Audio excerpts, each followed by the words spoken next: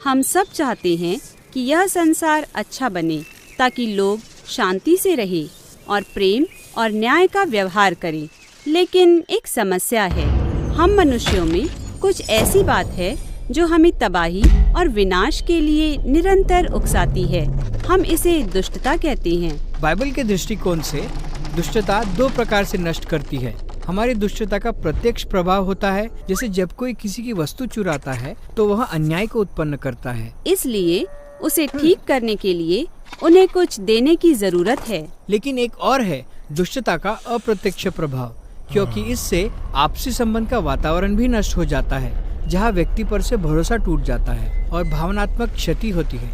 यह जानबूझकर की गई हानि है और इसे भी ठीक करना जरूरी है। बहुत से लोग मानते हैं परमेश्वर बहुत अच्छा है और उसे ही संसार में सब प्रकार की बुराई को नष्ट करना चाहिए। लेकिन ईमानदारी से सोचे, मेरा मतलब है जो बुराई मुझे बाहर चारों ओर दिखाई देती है वही बुराई मेरे भीतर भी तो है। उस बुराई में हम सबका योगदान है और हम ऐसा ही करते रहते हैं। तो यह सोच हमें उलझन में डाल देती है कि अगर परमेश्वर को संसार से बुराई का नाश करना है तो फिर सबसे पहले उसे हमें नष्ट करना होगा। इसीलिए बाइबल की कहानी बहुत उल्लेखनीय है। यह परमेश्वर इतना अच्छा है कि वह न केवल इस संसार से बुराई को दूर कर देगा, बल्कि वह ऐसा बिना मनुष्यों को नाश किए करेगा। तो फिर वो ऐसा कैसे करेगा? देखो, बाइबल की कहानी के आरंभ में ही हमारा परिचय पशुओं की बलिदान से होता है। मैं जानता हूँ कि यह कुछ अटपटा लगता है, परंतु इजरायलियों के लिए यह परमेश्वर के न्याय और उसके अनुग्रह का बड़ा प्रबल चिन्ह था। तो याद रहे कि इस संसार में जो भी बुराई है उसमें मेरा भी योगदान है। मुझे हटा देना चाहिए, लेकिन परमेश्वर ने मेरे बदले इस पशु के प्राण को लेना चुना। वह पशु प्रतीकात्मक रूप से मेरे बदले मर रहा है और इसके लिए बाइबल का शब्द प्रायश्चित है। इसका अर्थ किसी की मृत्यु को ढांप लेना है। लेकिन इस विधि का एक दूसरा भाग भी है। याद रहे कि बुराई के कारण आपसी संबंध में गड़बड़ी आती है।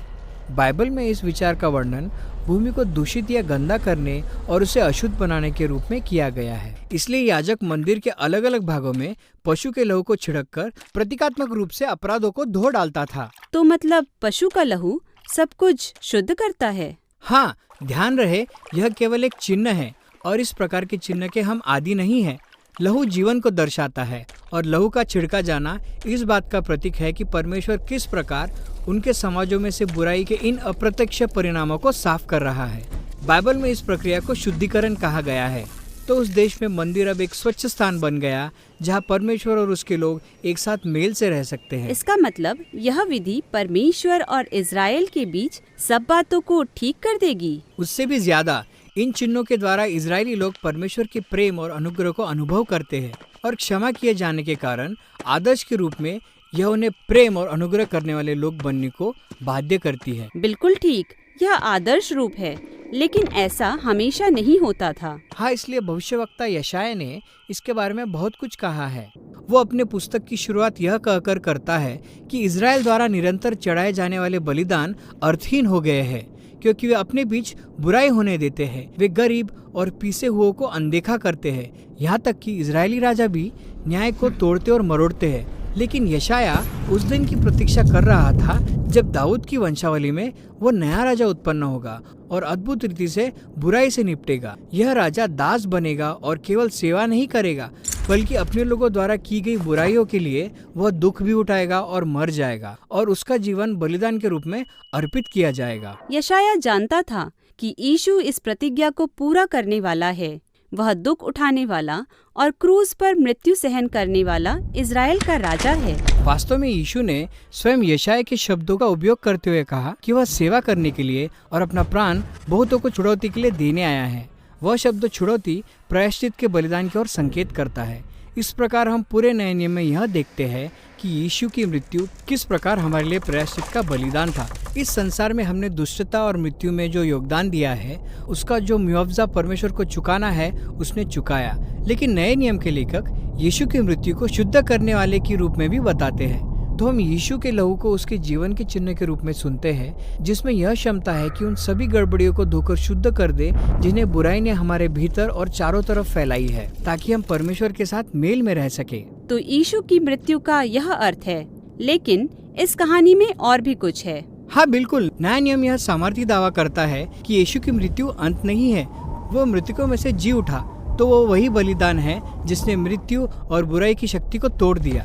इसका मतलब कि वह जीवित है ताकि अपना जीवन हर उस जन को दे जो उसे ग्रहण करने को तैयार है। वह वही सिद्ध बलिदान है जिसके और पहले के सभी बलिदान संकेत करते हैं। इसलिए यीशु के कारण आरंभिक मसीहियों ने पशुओं के बलिदान की विधि को बंद कर दिया, लेकिन उन्हें नई विधियां दी गई। यीशु ने अपने शिष्यों को 2 विधियों का पालन करने के लिए कहा। पहली विधि थी बपतिस्मा। जैसे यीशु की मृत्यु हुई उसी प्रकार पानी में जाने से आप उसकी मृत्यु के साथ व्यक्तिगत रूप से जुड़ जाते हैं। पानी से बाहर निकलने पर आप यीशु के साथ जीवन में लौट आते हैं। इस प्रकार बपतिस्मा वो पवित्र विधि है जो आपके जीवन को यीशु की मृत्यु और पुनरुत्थान से जोड़ता है। दूसरी विधि है प्रभु भोज। यह यीशु का अपने शिष्यों के साथ अंतिम भोज को स्मरण करके उसे वैसा ही करना है जैसा उसने किया था। उसने रोटी और दाखरस का इस्तेमाल अपने मृत्यु को दर्शाने के लिए किया जो बलिदान स्वरूप थी। इसलिए अब यीशु के अनुयायी यीशु की मृत्यु की सामर्थ और उसके जीवन को स्मरण करने और उसके साथ सहभागी होने के लिए नियमित रूप से रोटी और दाखरस में से लेते हैं। तो यह विधियां हमें परमेश्वर का प्रेम स्मरण कराती है और हमें प्रेम और अनुग्रह से भरा जीवन जीने के लिए प्रोत्साहित करती है। लेकिन ये इससे भी ज्यादा करती है।